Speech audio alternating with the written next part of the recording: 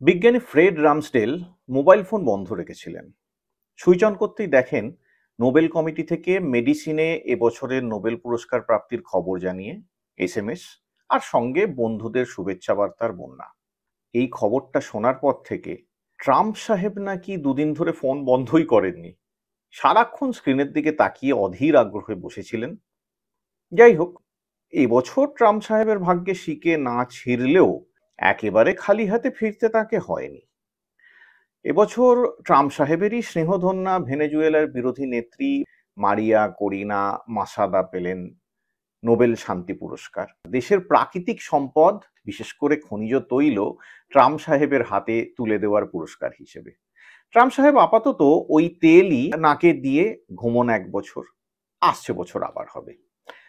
তবে আমার সাদা মনে একটা প্রশ্ন, 7টা যুদ্ধ থামিয়ে ট্রাম্প সাহেব যদি 7টা নোবেল পাওয়ার যোগ্য হয়ে থাকেন, তাহলে রাশিয়া ইউক্রেনের যুদ্ধ থামিয়ে ভক্তদের পাপার ভাগ্যে কি একটা নোবেলও জুটবে না?